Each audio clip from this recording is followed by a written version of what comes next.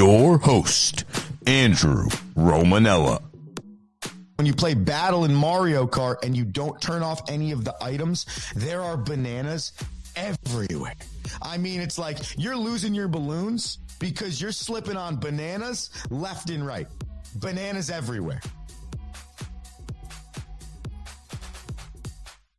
What's going on, everybody? Welcome in to another edition of The Rome Show here on 12ouncesports.com, broadcasting live on X, YouTube, Roku TV, Amazon Channel TV. I'm your host, Andrew Romanella, as the intro tells you every single time. It's Tuesday, March 4th, 2025, and that only means one thing. The whiteboard reads it. That is true. It is a Hockey with Rocky Tuesday. So you got to stick with us till about 7:08, 7:10 today when we get Rocky on air here to talk so much of the National Hockey League, including the trades that have gone down in the last 7 to 8 days. The standings, we got a wild card battle on both sides of the fence in the National Hockey League. Rocky's got some notes for us, his feelings on both professional and potentially a note on some college hockey. And then, of course, we finish Rocky's segment with something that we call Rock Solid, Rock Soft, which today will be in the Western Conference of the National Hockey League, as last week or 2 weeks ago, because Rocky might not have been on last week, I can't remember, it all runs together, we went through the Eastern Conference of the National Hockey League. So Rocky joins us at about 7:10. It's a Tuesday. It's Hockey with Rocky. We love it. But we have some other things to get to quickly before Rocky gets in. T. Higgins, he has signed the franchise tag for the second straight season with the Cincinnati Bengals. Now, this is nearly a 2-year ongoing conversation between the Cincinnati Bengals and T. Higgins. By the way, if you want to get in on any of this action, the Rome Show 1, it's X, Facebook, TikTok, all the social media sites, Instagram, or the Mothership 12OZ Sports. You can also comment live on YouTube and X as well. So T. Higgins signs the franchise tag with the Bengals for $26.2 million during the 2025 season. Now, this is the second straight year Higgins has signed the franchise tag. And what that does is it essentially, A, signs T. Higgins to a 1-year deal with the Cincinnati Bengals. Again, you're allowed to have 2 franchise tags before you are beyond your franchise tag's opportunity. And more importantly for the Bengals and Higgins, they now have until July 15th to work out a long-term deal, something they started talking about after the 2023 season could not come to terms. Sign him to the franchise tag after the 2024 season. We're back on this same conversation. This now means, though, that T. Higgins is no longer a free agent wide receiver, so changing the dynamics of what other teams might have thought was available in the free agency pool, putting probably the Tampa Bay Buccaneers' Chris Godwin at the top of that free agent wide receiver category. Here's some numbers on T. Higgins, okay? He was drafted in 2020. Since then, he's 18th out of all wide receivers with 4,595 receiving yards during that time period. He's also amassed 34 touchdowns, and he's averaging about 13.9 yards per reception. That was T. Higgins' first 5 years in the league. So essentially, you're talking here about a receiver that has been top 15 to top 20 throughout the entirety of his career. So on most teams in the league, that would tell me that this man's a number 1 wide receiver. When you're in Cincinnati and you have Jamar Chase, who Higgins has played with his whole career and I think has made better because he is also so good, it changes things.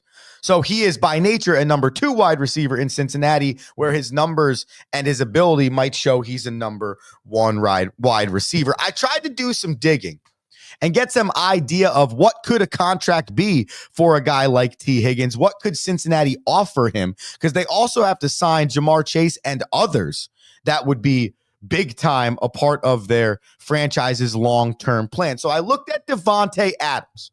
Okay, so if you take a look at the screen here, based on the numbers I had just given you on T. Higgins, through the first 5 years of Davante Adams in Green Bay, he had 4,748 receiving yards, so roughly only 200 more than T. Higgins during that same 5-year stretch, and then 41 total touchdowns compared to T. Higgins' 34. So essentially, we're talking about T. Higgins as Davante Adams. Okay, when you look at Davante Adams' first 5 years in the league, which are up on your screen right now, and then you look at T. Higgins, which I'll switch to's first 5 years in the league, which is up on your screen right now, you're saying to yourself, A, the numbers on Higgins look a little bit more consistent and better, though Davante Adams has 200 more receiving yards in that same span.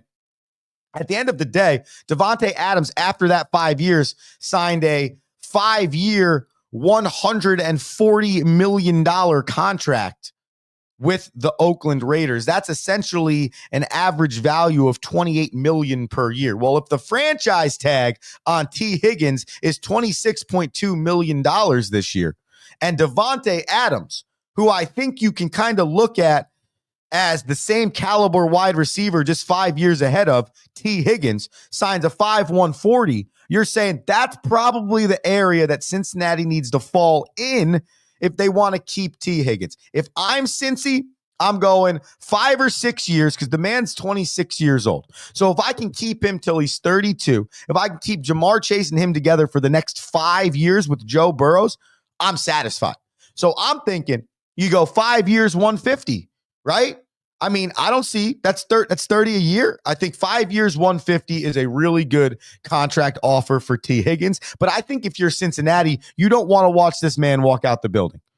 And I know that the priority starts with Jamar Chase. I get that, but I think sometimes you forget how important those other pieces are. The pieces that might not be the number one at a position, that might not have the best statistics in the receiving room every single year, that might not have the most touchdowns, but it's often that second or third option that comes up big on the third downs. That is one of the most important aspects of an offense because it allows defenders to focus on others outside of the number one wide receiver. And generally, when you have a 2 or 3-headed monster, whether it's 2 receivers and a running back, 2 receivers and a tight end, a receiver, a tight end, and a running back, that 3-headed combo in any way you can find it in the National Football League right now really works because you spread out, you thin out the defense, and you give your quarterback a chance for way more options. And by the way,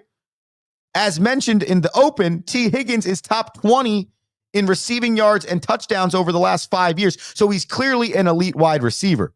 Jamar Chase is probably top 5 or top 10 in those same categories. Also elite wide receiver. So you got to do whatever you can to keep them both in the building as long as possible if you're Cincinnati. And I know there's easier said than done. There's struggles there. It's a financial thing.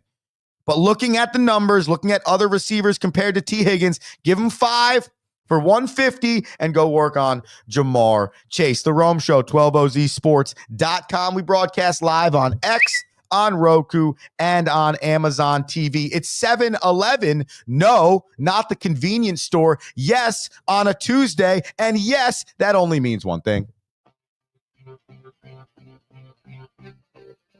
Now, inside the glass. Hockey with Rocky.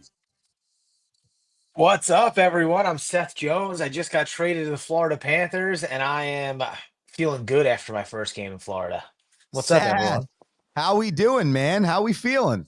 I'm feeling nice. I mean, I just got traded to the defending Stanley Cup champions. I got to slide into the. I gotta play tough, prove my worth, and see if I can't help myself make a back-to-back play here. So is that where we want to start? That's actually where we're going to start. Rocky Romanella here, Hockey with Rocky. It has been a wild few weeks in hockey in general, Rocky.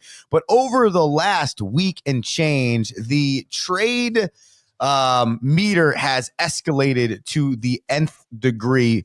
finishing with the March 1st trade of the aforementioned defenseman Seth Jones with 5 years remaining on his contract. However, did you see last night that the goalie from the Panthers traded to the Blackhawks in that deal? Spencer Knight won his first game last night. So why don't you take us through, because I know the Rangers had a trade of Ryan Lindgren and Jimmy Vesey. We just mentioned Seth Jones. Rocky, take the floor right now and give us an update on some of these trades in the National Hockey League. Yeah, Rangers more asset. We're calling it asset management as they say goodbye to Ryan Lindgren and Jimmy Vesey. Um, and they take in a veteran defenseman and Calvin DeHaan, who had just an absolutely incredible soundbite where he says, "Don't look up my stats on Hockey Database because they're not that great, but I do a lot of other things well." And he's played almost, I think it's like 600 or 700 games in the NHL. So from a steady standpoint, then they got a young guy, a young Finnish kid. I don't know his name. Kid continues to escape me. I've watched him play 2 nights in a row, though. He's done okay. But again, like that's like a flyer on someone who could be Juuso Parssinen. yeah, Parskinen. He could be really good. Um, he could be really good, or he could be someone that you use like in the offseason to make a move on. So that guy's more on a tryout than anything. Then you've got Seth Jones going to Florida, which we knew Seth Jones was going to be on the move. It was just a matter of to who and when. Um, and it's just incredible that Florida gets him. To me, I think it's amazing when guys like Seth Jones, and you've got a team like Florida who's defending and you've got a team maybe like New Jersey, you got a team like Detroit, you've got teams on the cusp here that are kind of making decisions on should I go be a contender or am I still going to sell and really make this thing about next year. And then the team that's defending gets a great player, like they get, it's incredible how the deadline works. And then Columbus moves Gustav Nyquist, excuse me, Nashville moves Gustav Nyquist for literally a second round pick. And you're like, that's a centerman that could score a lot of goals, and really like propel a team from a goal scoring standpoint. So, a couple of interesting moves. I think it's a big wins by Minnesota for the Nyquist trade and a big win from Florida for Seth Jones. And, to be determined for the Rangers, considering they're going to move another piece. Riley Smith's been held out. They've won back-to-back games for nothing. So we'll see if the moves actually pay off for them. It is March 7th. So by my short calculations, that's this Friday at 3 p.m. You alluded to some deals you think could still be on the table. Personally, Rocky, I think this is one of the most wild NHL trade deadlines in my recent memory. But I think part of that is because you start the trade deadline, then you go to the Four Nations, then you come back and you're still on the trade deadline. So what do you see here coming up in the next 3 or 4 days? Is it more trades like Seth Jones, or is it more trades like your guy Calvin DeHaan, where they're fitting pieces but not bigger name pieces? From an NHL standpoint, you're going to get everything. You'll get one more blockbuster. You'll get your pieces versus for draft picks. And then you'll get your like middle of the road moves that like, could win a GM of the year. And so, I think it's interesting because you've got, we're going to talk about Vancouver today, but you think about Vancouver, who had such a strong year last year, expected to be back to make a strong playoff run. They're on the bubble.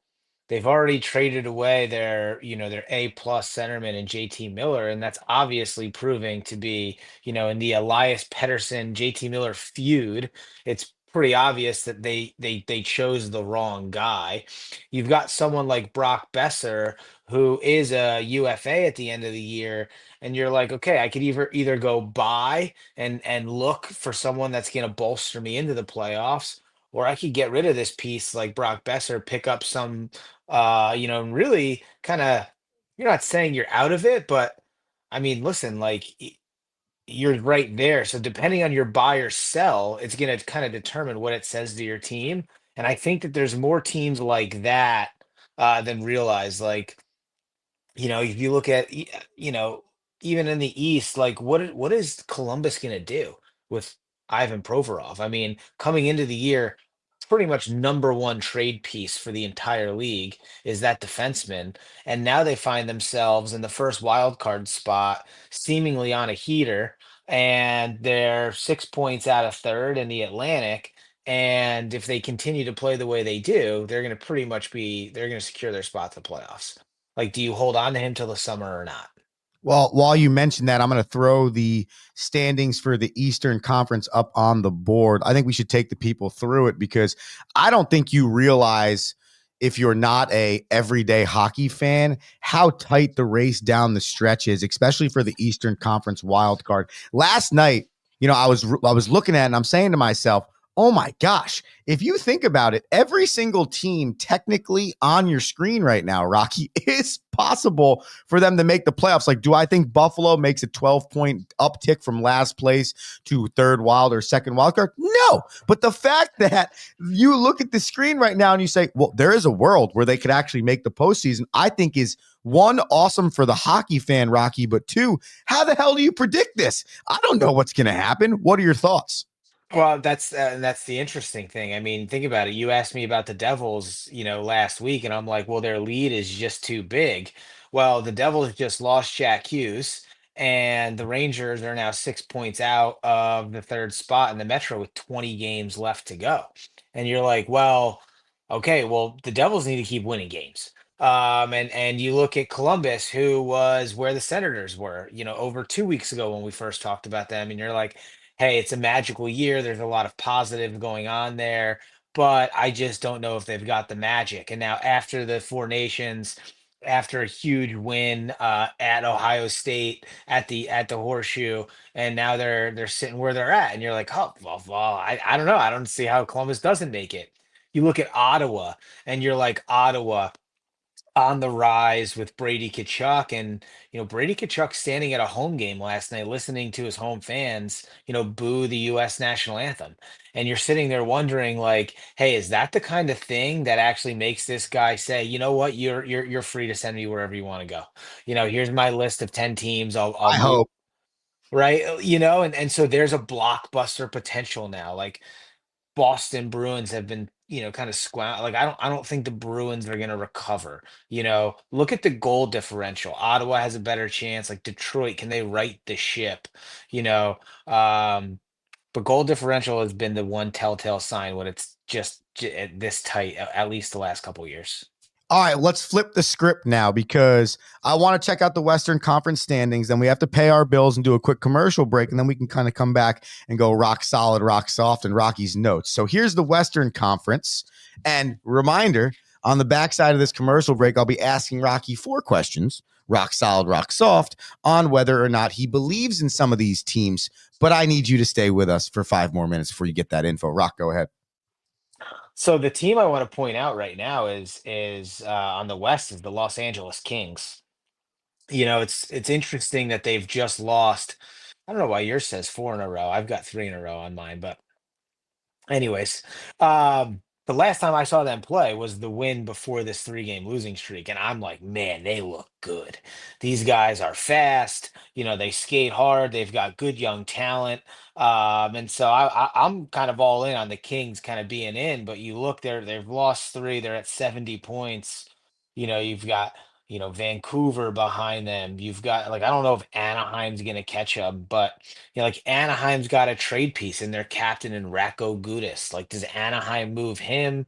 Maybe it's in the West, maybe it's in the East, but that'd be a good trade piece. Their goaltender, John Gibson, is up on the trading block. So you've got Anaheim who's gonna make some moves. Ryan Strome. So Anaheim is in the mix from a selling standpoint for three different guys. St. Louis, like, what's happening with St. Louis? Like, do I make a move? Do I not make a move? -8 goal differential. I'm 1 point behind the Flames. Like, that's someone who, like, hey, maybe I'll go get Ryan Donato. Maybe I'll go get some of these mid-range forwards who are playing on, bad teams. And that's what I need. And a lot of these teams here in the middle, so Flames, Vancouver, St. Louis, you've got a choice. Do I go buy a rental and I go all in on the season, or do I sell my rental and I build it up for next year? And those are the questions that, like you said earlier, you could get a GM, one move. All of a sudden now they're the best GM in hockey because they make the right decision right here. When it's, do we sell? Do we buy? Can you leverage the short-term success of the franchise and the long-term possibility of the franchise? Your friend at Leadership Library podcast wrote in Nico for Brady to the Rangers. So that must You'd be, have to give up I mean, Keandre Miller at a minimum, Riley Smith at a minimum, future draft picks at a minimum. I would argue that like if you're gonna get Brady Kachuk, you'd probably have to trade Panarin, Zibanejad, or Alexi Lafreniere to make I that mean, happen. that's a load. That is At least one of those truck. three, at least one of those three would need to be in it. You're not going to trade Zibanejad 'cause I don't think. I mean, that's where he started his career. So I don't know Right. if you would want to go back to Ottawa. And you're trading your captain. So like, listen. I would think you would need a lot for that. I just don't know if it's worth it. I agree. Take 20 seconds. Okay. Think about it over the commercial break. And if you think it works, you can tell us on the back end. We take 20, we come back, and we have rock solid, rock soft, and our picks for the day. It is Tuesday. It's Rocky. It's Andrew. It's 12-ounce sports. It's you. And we're back after this commercial break. US.com is the official place to place your bets and support 12-ounce sports. All you have to do is go to betus.com and type in the promo code 120Z and you'll instantly get a deposit bonus. This is America's favorite sports book. And remember, always gamble responsibly.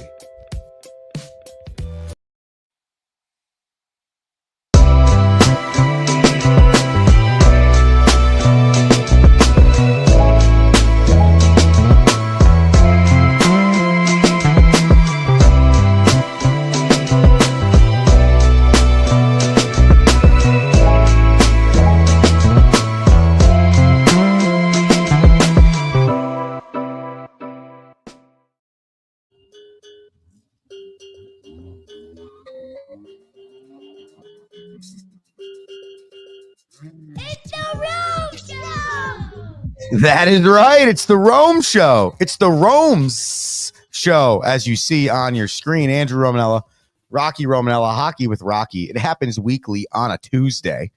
We've been having a blast here talking NHL trade deadline, the standings in the National Hockey League, all of these potential moves that general manager Rocky Romanella would have made. And now it is time to ask him the hard questions, which we call on this show rock solid or rock soft. Now, here's how it works. I ask Rocky a question about sports, and Rocky says rock solid, rock soft. Sports, that's a lie. It's the National Hockey League, and it's the Western Conference today. If you have a question for Rocky, write it in on YouTube or X. It is super simple, and we'll be able to ask the question right here on the show. Rocky, first rock solid, rock soft is, will the Winnipeg Jets win the President's Trophy? They are currently at 42-15-4 with 88 points. Yeah, I think when you asked me if the Caps were going to win, I said no. I think Winnipeg's going to win, so I'm going to stay true to that. So he says rock solid on the Winnipeg Jets winning the President's Trophy. Next, Rocky, Calgary, the Flames. That is, they hold on to wild card spot number 2. Rock solid, rock soft.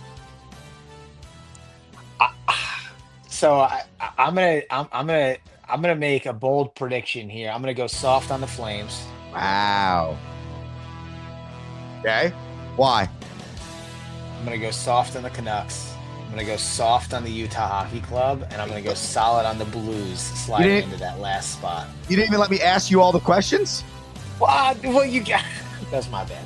I just asked you. Unbelievable. I said Calgary, rock solid or rock soft, wild card spot 2. Calgary, I like Jonathan Huberdeau. I like the team. I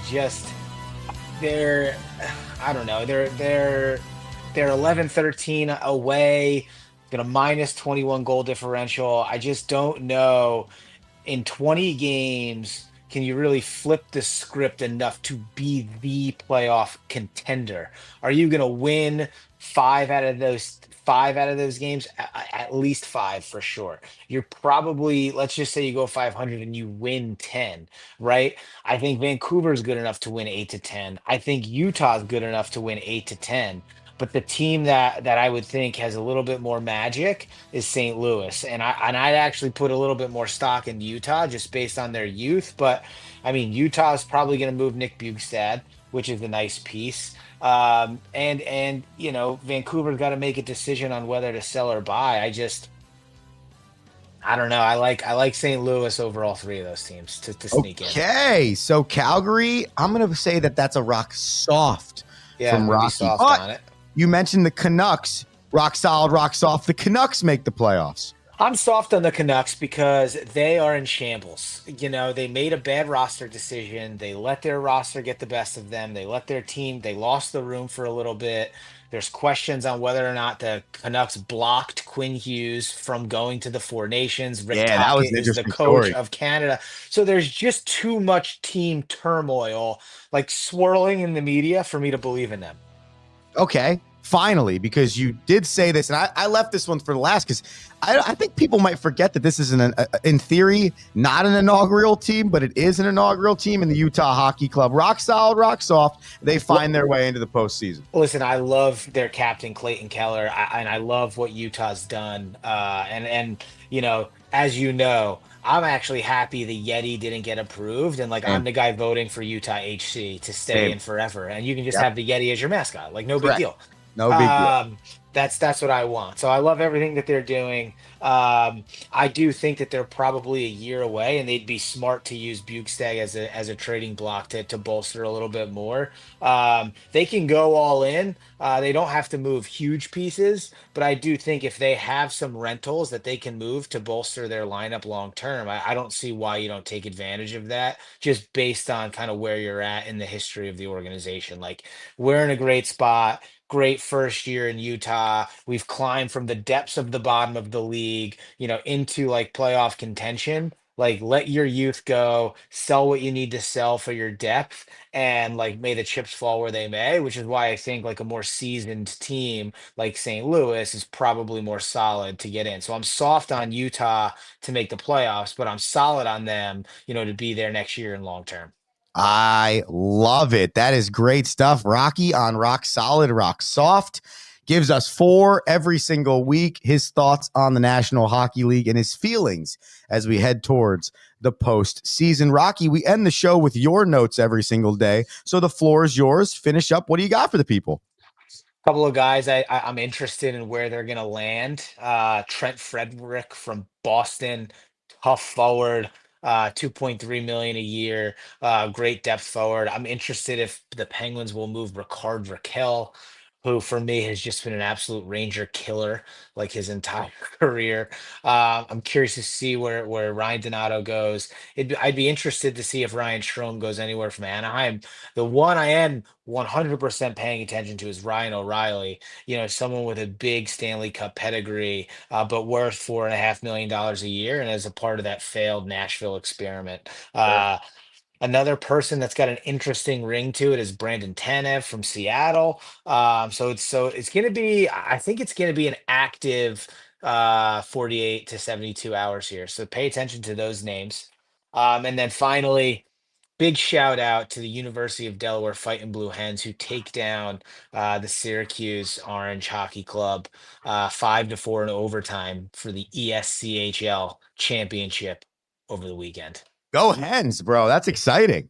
Dude, UD, Wow. let's go. UD, that Hockey with Rocky's on every freaking Tuesday here on the Rome Show, 12 OZ Sports. Rocky, thank you so much for your time. Beautiful stuff out of you. Thanks for having me. We'll be breaking down the trade deadline next week. That's right. After Friday, we find out where everyone lands, and then we can make our predictions on the last 22 games or so of the season. Nothing better than playoff hockey. Nothing better. It's about to get teed up, and it is to watch the stories post Four Nations is really interesting. Who's played better? Who's played worse? Who's hurt? Who's in question? Matthew Tkachuk out for the rest of the season. Yeah. Big. It's pretty like the landscape of the game has really been affected.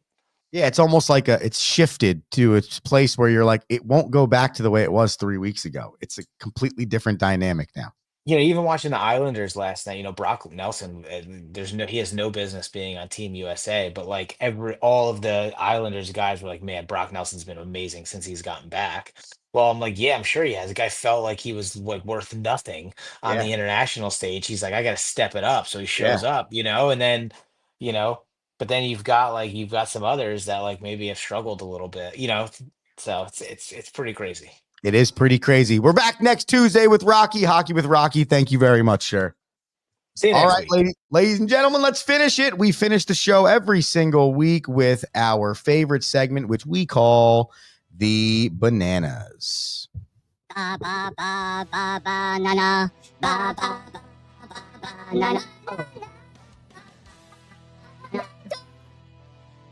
All right. Here's the deal. The record we told you yesterday, 61 and 52. We had everything in the hardwood last night. So we took the Pistons on the money line. They won 134 to 106. We took the Kings at the +1.5. They won 122 to 98. We took the Grizzlies at -7. They lost by 2. So we were 2-1 yesterday. So the record goes to 65, and 52. I was 63 and 51 prior to starting today. I mean, we are feeling it. As we do every Tuesday, we choose on the ice. So we're going to go with the Lightning, okay? The Lightning, they've won 8 straight contests, all right? So I love, as you know on this show, I love going with teams that win a lot. Well, the Lightning lost last night to the Panthers, okay? So they bounce back.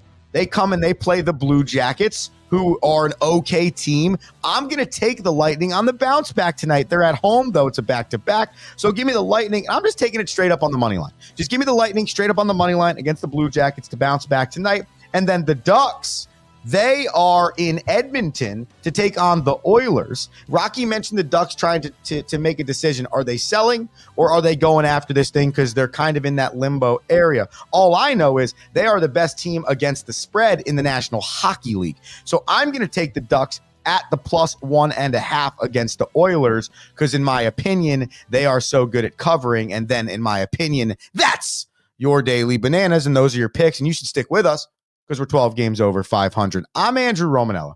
That is what we're going to call the Rome Show today here on a Tuesday. Thank you to Rocky for joining us. Always a blast when he gets on to talk hockey. We're back tomorrow morning, 7 a.m. You missed any of it, get the podcast wherever you listen to podcasts. Follow the social media, the Rome Show 1, and, of course, have an electric day. Andrew Romanella saying peace. Thank you for listening.